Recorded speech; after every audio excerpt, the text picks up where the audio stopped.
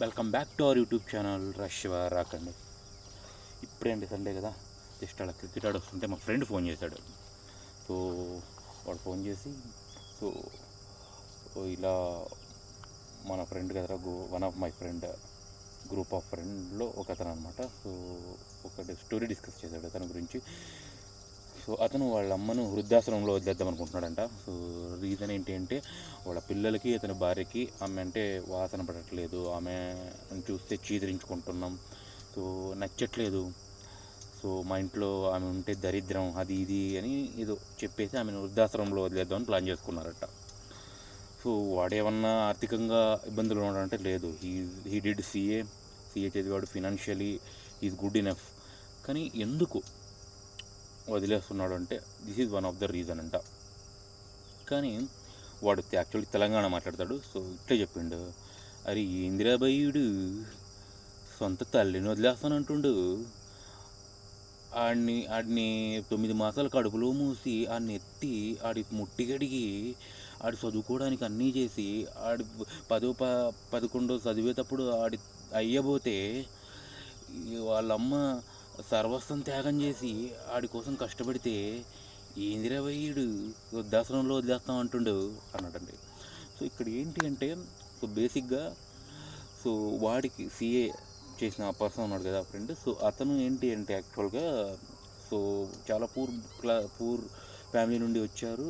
So వాళ్ళమ్మ so tailoring చేసి అతన్ని బాగా చదివించింది. సో అతను బాగా చదువుకొని he did CA, so he's good now. But ఇక్కడ మ్యాటర్ ఏంటి అంటే, అతను పుట్టడానికి, అతను పెరగడానికి, అతను చదువుకోవడానికి, అతను ఉద్యోగం వచ్చి పెళ్లి చేసుకొని పిల్లలను కానీ ఆ వచ్చిన పిల్లలకి ఈవిడ ముట్టి కూడా కడిగి అలా బాగా పెంచింది. ఇప్పుడు ఈమె చేతగా చిన్నపిల్ల అవ్వడం వల్ల సో అతనికి భారం అయిపోయింది. ఆల్మోస్ట్ అతనికి మంచి ఇల్లు ఉంది, ఆ ఇంట్లో ఆమెకు చిన్న షెల్టర్, ఒక ముద్ద పెట్టలేక అతను సంపాదించే సంపాదన ఇంకెందుకు యూజ్ అవుతుందో కూడా నాకు అర్థం కావట్లేదు అంటున్నాడు ఈ అబ్బాయి. సో ఇక్కడ మ్యాటర్ అంటే వెరీ సింపుల్. సో ఈ ప్రపంచంలో కల్తీ కానివి రెండు. అదొకటి తల్లికి బిడ్డిచ్చే పాలు, ఆ బిడ్డపై ఆ తల్లి జీవితాంతం చూపించే ప్రేమ, ఈ రెండు ఎప్పటికీ కల్తీగా. సో అలాంటి తల్లి ఇప్పుడు భారమైంది అంటే ఇంకా అతను ఆ తల్లి పోయిన తర్వాత తనకి ఆ విలువ తెలుస్తుందేమో తెలీదు. సో ఆబ్వియస్లీ ఉన్నప్పుడే తెలుసుకుంటారు కొందరు. So it's not a thing. So matter ఏంటి అంటే, ఇప్పుడు అతను వృద్ధాశ్రమంలో వదిలేస్తే సో వాళ్ళు ఏమనుకుంటారు, వీళ్ళు ఏమనుకుంటారు అనే సూటిపోటి మాటలు, సొసైటీ నుంచి ఎలాంటి ఇష్యూ ఏంటి ఇలాంటివి పట్టించుకోను. సింపుల్. సో నేను, నా పెళ్ళాం, పిల్లలు, న్యూక్లియర్ ఫ్యామిలీ హ్యాపీగా ఉండాలి అంతే. ఆఫ్కోర్స్ హ్యాపీగా ఉండాలి.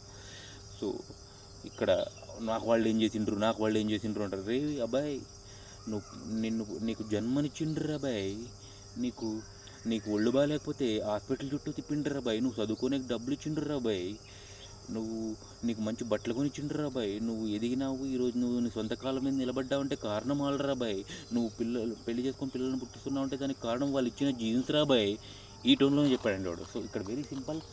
సో జన్మనిచ్చిన తల్లి తండ్రిని ఒకవేళ నువ్వు ఫినాన్షియలీ పూర్ ఉండి నీ వల్ల కావట్లేదు, నువ్వే సంపాదించుకోలేని స్థితిలో ఉన్నావు అంటే వాళ్ళ మీద పడిగడంలో ఒక మీనింగ్ ఉంటుంది. So you have a capable, so నీకు ఆ ఎబిలిటీ ఉంది కూడా వాళ్ళకు అంత ముద్ద షెల్టర్ ఇవ్వలేకపోతున్నావు అంటే సో ఇంకా టెక్నాలజీ పెరుగుతుంది, అలాగే మనుషుల మైండ్ సెట్ కూడా టెక్నాలజీలా ఒక రోబోట్లా మారిపోతుంది. ఫీలింగ్స్ ఉండట్లే అండి, యా అంతేగా. సో ఇక్కడ సో ఆ సీఏ చేసిన పర్సన్ అతను మారి వాళ్ళమ్మను వృద్ధాశ్రమంలో చేరకుండా ఇంట్లోనే పెట్టుకొని, సో ఆమె ఉన్నంతకాలం ఆమెకు ఒక అంత ముద్ద షెల్టర్, ఇంకేం అతను వెళ్ళి ఆమెను కొట్టకమని ఎవరు అడుగురు, ఒక పని మనిషిని పెట్టి ఇది చేయమని చేస్తే బెటర్ కదా అని ఈ అబ్బాయి అతను కన్వే చేశాడంట. So very simple. ఈ ప్రపంచంలో తల్లిదండ్రులు లేని వాళ్ళు చాలామంది ఉన్నారు. సో వాళ్ళకి ఇంకా బాగా తెలుస్తుంది ఆ విలువ. సో కాబట్టి జన్మనిచ్చిన తల్లిదండ్రులకు మాత్రం వాళ్ళ చేతగానప్పుడు, అంటే వాళ్ళు చిన్నపిల్లలుగా మారినప్పుడు వాళ్ళకు అంత ముద్దేసి వాళ్ళను కళ్ళలో పెట్టుకొని చూసుకోనక్కర్లేదు, కనీసం కంటి ముందు ఉండి చూసుకుంటే సరిపోతుంది అని నా అభిప్రాయం. సో మీ అభిప్రాయం ఏంటో కింద కామెంట్ చేయండి. Thanks for watching and please like and comment, share and subscribe our channel. Thank you.